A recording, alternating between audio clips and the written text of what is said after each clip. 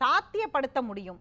அதனால் தான் இதை கொண்டு வந்திருக்கிறோம். இப்ப 4 பேர் பேசினதையும் கேட்டிருக்கீங்க. அதிகாரப்பூர்வ எதிர்க்கட்சி காங்கிரஸுடைய நிலைப்பாடு. அதாவது அருமைத் தலைவர் ராகுல் காந்தி அவர்கள் இது ஒரு மாநில உரிமைகளை பாதிக்கின்ற ஒரு விஷயம், அதில் யூனியன் ஆஃப் ஸ்டேட்ஸ்ன்ற ஒரு விஷயத்தையே பாதிக்கும். இது என்னை பொறுத்தவரையிலும் தனிப்பட்ட முறையில் நான் கூற வேண்டுமென்றால், வழக்கறிஞராக கூற வேண்டுமென்றால், அதாவது இப்போ இருக்கிற அதிகாரங்கள் சர்வாதிகாரமாக மாறும். ஒரே நாடு ஒரே தேர்தல் என்பது ஒரே கட்சி ஒரே ஆட்சி என்ற இடத்திற்கு சென்று சர்வாதிகாரத்திற்கு செல்லும். எப்படின்னு பார்த்தோம்னா, இப்போ அவங்க சொல்கிற விஷயம் ஸ்டேட்டுக்கு பாலிசிஸ் வேறு, தேர்தல் கண்ணோட்டத்தில் ஸ்டேட்னுடைய இன்ட்ரெஸ்ட் வேறு, நேஷ்னல் லெவல் பாலிட்டிக்ஸில் நேஷ்னல் இன்ட்ரெஸ்ட் வேறு. இப்போ நீங்கள் ஸ்டேட்டோட பாலிசி பார்த்தீங்கன்னா எஜுகேஷன் பாலிசி வேறு, ரிசர்வேஷன் பாலிசி வேறு, எம்ப்ளாய்மெண்ட் பாலிசி வேறு, கல்ச்சுரல் பாலிசி வேறு, பிஸ்னஸ் பாலிசிஸ் வேறு, பஞ்சாயத் பாலிசிஸ் வேறு, ஸ்டேட் வேஸு, அதாவது ஸ்டேட்டுக்குன்னு தனியாக ரோட்வேஸு அது வேறு, நீர் மேலாண்மை வேறு, அதாவது நேஷ்னல் மொழி இல்லை அதெல்லாம் தான் பாதிக்கும். மொழி வேறு. சரியா? நான் ஒரு 5 நிமிஷம் தடை இல்லாமல் நான் எல்லாத்தையும் சொல்லிடுறேன், நீங்கள் கேட்ட கேள்விக்கு வரேன். இப்போ மொழி வாரியாக இருக்கின்ற மொழிக்கும் பாதிக்கும். இதுதான் ஸ்டேட்டோட இன்ட்ரெஸ்ட். அதாவது ஒரு மாநிலத்திற்கு மாநில அரசாங்கம் நடக்கும்போது அந்த மாநிலத்துக்குள்ள மக்களினுடைய அனைத்து உரிமைகளையும் காப்பது அந்த மாநிலத்தினுடைய முதலமைச்சரினுடைய கையில் இருக்கின்றது. ஆகவே ஸ்டேட்டுக்கு வேறு விதமாக வாக்களிப்பாங்க, நேஷ்னலுக்கு வேறு விதமாக வாக்களிப்பாங்க. அதுதான் நடைமுறை. இப்போ அப்படியே தேசியத்துக்கு வருவோம். தேசியத்தில் என்ன இருக்குது? தேசியத்தில் பார்த்தீங்கன்னா ஷிப்வேஸ் இருக்குது, ரோட்வேஸ் இருக்குது, அடுத்தது ஏர்வேஸ் இருக்குது, அடுத்தது ஜிஎஸ்டி, ஆர்பிஐ, பேங்க்ஸு, இதெல்லாம் நேஷ்னலைஸ் பண்ணுது. இதுதான் அவங்க நேஷ்னல் லெவலில். இப்போ அங்கே அதிகாரங்கள் கம்மியாக இருக்குது. எதிர்க்கட்சிகளை கட்டுக்குள்ளே கொண்டு வரணும். பாஜக அல்லாத ஆட்சிகளில் மாநிலங்களில் ஆட்சிகளை கொண்டு வரணும், கட்டுக்குள்ளே கொண்டு வரணும். அதுக்கு தான் அவங்க இப்போ என்ன கொண்டு வர்றாங்கன்னா, எதை அட்டம்ப்ட் அடிக்கிறாங்க. அதாவது ஒரு மாநிலத்தினுடைய உரிமைகள் நீங்கள் கேட்டீங்க எதை அட்டம்ப்ட் அடிக்கிறாங்கன்னு. நீங்கள் பார்த்தோமே ஆனால் சிஏஏவை எடுத்துக்கங்க, ஒரு யூனிஃபார்ம் சிவில் கோடை எடுத்துக்கங்க, ஒரு ஹெச்ஆர்என்சி எடுத்துக்கங்க, ஒரு லேண்டு ரெஜிஸ்ட்ரேஷன் பண்ணிட்டா கூட ஜிஎஸ்டி வருது. இபி எடுத்துக்கங்க. இன்றைக்கி மின்சாரம் தமிழக நம்ம பயன்படுத்துகிற மின்சாரத்துக்கு கூட ஜிஎஸ்டி வந்துருச்சு, உதயமின் திட்டம் வந்துருச்சு. ஸோ இப்போ ஆர்ஸ் ட்ரேட் வரும். எஜுகேஷன் பாலிசி இப்போ பார்த்தீங்கன்னா எஜுகேஷன் பாலிசி வந்துருச்சு, கல்ச்சுரல் பாலிசி. ஸோ இப்போ இதெல்லாம் என்ன கொண்டு வருதுன்னா, அவங்கள எதுக்கு கொண்டு போகுது? அதாவது சர்வாதிகாரத்துக்கு கொண்டு போகுது. இப்போ 543 பாராளுமன்ற உறுப்பினர்களில் தேர்தல் நடக்குது, அது ஒரு வகை, அதற்குண்டான செலவினங்கள். அடுத்தது 5500 எம்எல்ஏ கான்ஸ்டியூன்சிக்கு நடத்தணும் இந்தியா முழுவதும். இப்போ அதுக்கு தனியான செலவினங்கள். இப்போ இவங்க சொல்ற செலவு கூடுன்றீங்க. இல்ல இவங்க இத்தனைக்கும் தேர்தல் நடத்தணும், பணி சுமை அதிகம்.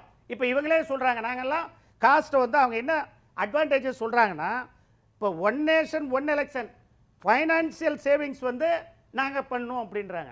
நான் கேட்குறேன், நீ தேர்தல் நடத்துறீங்கல்ல, முதல்ல இந்த தேர்தல் கமிஷனை பற்றி ஒரே ஒரு நிமிடம் நான் சொல்லணும்.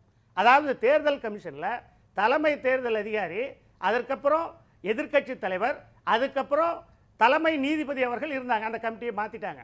அருண் கோயல் அவர்கள் கமிஷனர் ராஜினாமா செஞ்சுட்டு போயிட்டாங்க. இன்னைக்கு வரலும் நடந்த தேர்தலே தவறுன்னு நான் சொல்கிறேன். எப்படின்னா, தகவல் அறியும் சட்டத்துறைக்கு மாநில தலைவர் நான். அதில் மாநில தலைவரை நான் 22 கேள்விகள் எழுப்பி தேர்தல் ஆணையத்தை தேர்தல் கேட்டேன். அதில் முக்கியமான கேள்வி என்ன கேட்டேன்னா, தேர்தல் முடிவுகள் இந்தியாவில் இருக்கிற எத்தனை சதவிகிதம் அப்படின்னு கேட்டேன். அதற்கு தேர்தல் ஆணையத்திலிருந்து வந்த பதில் பாருங்க. அவங்க என்ன சொல்றாங்க? It is under process. அதாவது the work of checking and verification of statistical data of general election of Lok Sabha 2024 is under process. தேர்தல் நம்ம தேர்தல் ஆணையத்தினுடைய லட்சணத்தை பாருங்க. ஆல்ரெடி ஜனாதிபதி கிட்ட முடிவுகள் கொடுத்துட்டாங்க. அடுத்தது நீங்க சொன்னீங்க, நீங்க பேசும்போது அழகா ஒரு கேள்வி கேட்டீங்க. அதாவது எத்தனை இவிஎம் மெஷின் பயன்படுத்தப்பட்டது, எத்தனை கண்ட்ரோல் யூனிட் பயன்படுத்தப்பட்டது, எத்தனை விவிபேட் பயன்படுத்தப்பட்டது அப்படின்னு கேட்ட கேள்விக்கு, அதாவது it is inform that approximately 21.6 lakh ballot units, 16.8 lakh control units, 17.7 lakh VVPATs, இப்போ இதில் வித்தியாசம் பார்த்துக்கிட்டிங்கன்னா 21 லட்சம் பேலட்டுக்கு அதில் கண்ட்ரோல் யூனிட் 16 லட்சம், அடுத்தது விவிபேட் 17 லட்சம். இது பாராளுமன்றத்துக்கே பத்தல. இப்போ இந்த மெஷின்கள் எங்கிருந்து அடிக்கப்பட்டது அதிகாரப்பூர்வமாக, எத்தனை மிஷின்கள் அடிக்கப்பட்டதுன்னு தரவுகள் இல்லை. மாநில தேர்தல் தேசிய தேர்தல் ஆணையத்திடமிருந்து எந்த தரவுகளும் இல்லை. எத்தனை விவிபேட் நாங்கள் எங்கிருந்து வாங்கினோம், எங்கிருந்து செஞ்சோம் அதிகாரப்பூர்வமாக, அதற்கு எந்த தரவுகளும் இல்லை. அப்போது 5400 எம்எல்ஏ எலெக்ஷனுக்கு எத்தனை பேலட் பேப்பர் தேவைப்படும், எத்தனை விவிபேட் தேவைப்படும், இதெல்லாம் கணக்கில் எடுத்துக்காம இன்வெஸ்ட்மென்ட்ல வாங்கிர மாட்டாங்களா? என்னங்க ஒன் டைம் இன்வெஸ்ட்மென்ட்ல வாங்கிர அல்ல மாட்டாங்க. வாங்குவாங்க. யாருக்காக வாங்குவாங்க? லட்சம் கோடிக்கு பட்ஜெட் போடுறாங்க, அதை செய்ய மாட்டாங்களா? இங்க செய்வாங்க. கார்ப்பரேட் டாக்ஸ்ல 45% இருந்து 18% கொண்டு வந்தாங்க. ஏன் இவங்களுக்கு செலவினங்கள் ஒரு 10,000 கோடி தாக்கு பிடிக்க முடியாதா? இப்போ பிளாக் மணியை பிடிக்கிறோன்னு சொல்லி ஒரு 10,000 கோடிக்கு செலவு பண்ணாங்கல்ல, புது நோட்டு அடிச்சாங்கல்ல, 10,000 கோடி செலவு பண்ணி, அதுக்கெல்லாம் இவங்களுக்கு பணம் இருக்குல்ல. ஏன் மாண்புமிகு பிரதமர் போகாத விமானங்கள் 8,000 ரூபாய், 8,000 கோடி, ஜனாதிபதிக்கு ஒரு விமானம், பிரதமருக்கு ஒரு விமானம், எங்க இருந்து வந்தது திட்டத்தை முழுமையா கொடுக்கல. ஆனால் காங்கிரஸ், இப்ப அகில இந்திய காங்கிரஸ் தலைவர் கார்கே கூட வந்து இது நடைமுறைக்கு ஒவ்வாது அப்படின்னு சொல்றாரு. நடைமுறையில கடந்த காலங்கள்ல காங்கிரஸ் ஆட்சியில நடைமுறைப்படுத்தினவங்க தானே நீங்க, அப்ப இதை வந்து நடைமுறைப்படுத்துறது இப்ப ஒவ்வாதுன்னு சொல்றதுக்கு இப்ப அவங்களா மக்கள் தொகையை சொல்றாங்க. உங்களுடைய பார்வை என்ன? என்னுடைய பார்வை இப்ப தமிழ்நாடு மாநிலத்துக்கு தேர்தல் வந்து 29 டியூ, கர்நாடகாவில் 28 டியூ, கேரளாவில் 21, இதே போல் இப்போ நீங்கள் ஆந்திர பிரதேசத்தில் எடுத்துக்கிட்டிங்கன்னா 29, தெலுங்கானாவில் 27, இப்படி ஒவ்வொரு மாநிலத்திற்கும் ஒவ்வொரு வருடங்கள் மாறுது. இதில் செக் அண்ட் பேலன்ஸ் இருந்தால் நமக்கு என்ன பெனிஃபிட் அப்படின்னு ஒரு கேள்வி கேட்டீங்க. பெனிஃபிட் இருக்குது. இப்போ தமிழ்நாட்டுக்கு தேவையான திட்டங்கள் வரலன்னா, இப்போ நேச்சுரல் கெலாமிட்டி நடக்குது, தேர்தல் தள்ளி வைக்கலாம், ஏதோ ஒரு இஷ்யூ ஆகுது, ஜனாதிபதி ஆட்சி கொண்டு வரலாம், பல விஷயங்கள் நடக்கும். தொங்கு சட்டசபைக்கெல்லாம் ஏற்கனவே திரு ஐஏஎஸ் அதிகாரி அவர்கள், மூத்த ஐஏஎஸ் அதிகாரி அவர்கள் பதில் கொடுத்துருக்காரு. நான் அதுக்குள்ளே போக விரும்பல. இப்போது செக் அண்ட் பேலன்ஸ் எங்கே வருதுன்னா, இப்போ ஒரு ஸ்டேட்டுக்கு ஆந்திராவுக்கு நடக்குது, இப்போ அடுத்தது தமிழ்நாட்டுக்கு வருது. தமிழ்நாட்டுக்கு உண்டான திட்டங்கள் வந்து இந்திய ஆளுகின்ற அரசியல் கட்சி வந்து எதுவுமே செய்யலை. ஃபார் எக்ஸாம்பிள் நீட்டு நம்ம வச்சுக்குவோம், கல்வி உரிமை அவங்க செய்யலை. இப்போ தேர்தலில் வரும்போது இது தனியாக பிரதிபலிக்கும்.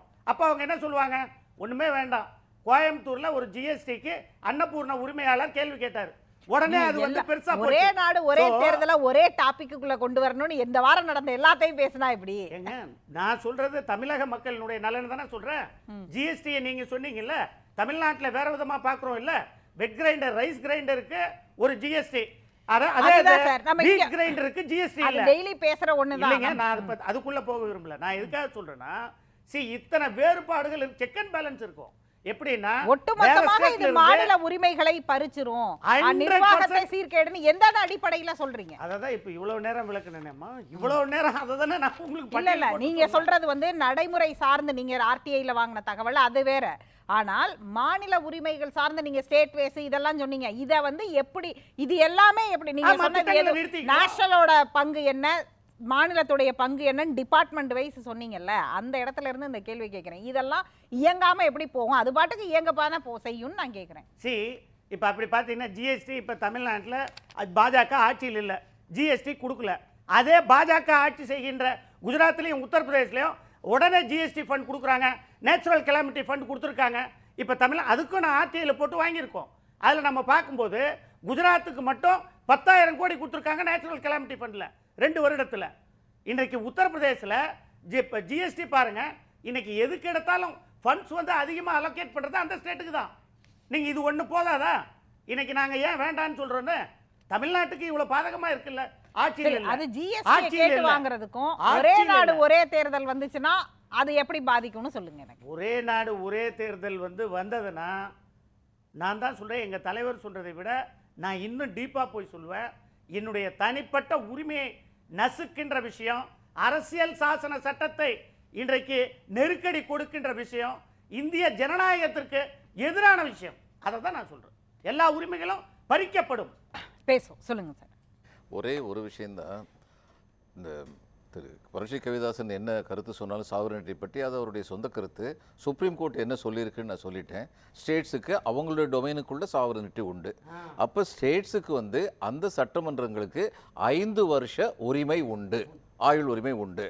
நீங்கள் கொண்டு வர்ற ஒரே நாடு ஒரே தேர்தலில் நீங்கள் நாடாளுமன்றத்துக்கு 5 வருஷத்தை உறுதிப்படுத்திட்டு ஸ்டேட்டுடைய சட்டமன்றத்துக்கு அந்த 5 வருஷம் உறுதிப்படுத்தப்படாமல் இருந்தால் நீங்கள் ஜனநாயக நசுக்கும் முயற்சிகளில் ஈடுபடுகிறீர்கள் அப்படின்னு தான் அர்த்தம். வேற எந்த அர்த்தம் கிடையாது. நான் ஒரே ஒரு பாயிண்ட்டை மட்டும் சொல்லி முடிச்சுக்கிறேன். அதாவது RSS பைலாவில் 73 வயதடைந்தவர்கள் அரசியலில் இருக்கக்கூடாது, ரிட்டையர்மெண்ட்.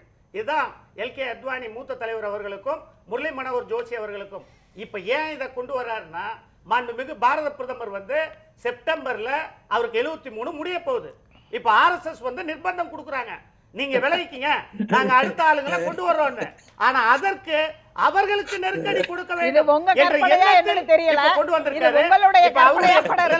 நான் சொல்ல, அதாவது அவருடைய பைலா பிரகாரம் RSS பைலா அவரே ஃபாலோ பண்றாரு. பைலா இருக்கலாம் சார், இது அதுக்காக தான் கொண்டு வராங்க அப்படி சொல்லலாம். கவிதாசன் குறுக்கிட்டீங்க, சுருக்கமா இந்தியன் கான்ஸ்டிடியூஷனை ஃபாலோவே பண்ண மாட்டாங்க. கவிதாசன் சொல்லுங்க. இல்ல, பிரதமருடைய வயரகு தவறா சொல்றாங்க, அதனால சிரிப்பு வந்துருச்சு, வேற ஒண்ணும் இல்ல. உங்களை பார்த்து நாங்க சிரிச்சுட்டு தான் இருக்கோம். பேசலாம்.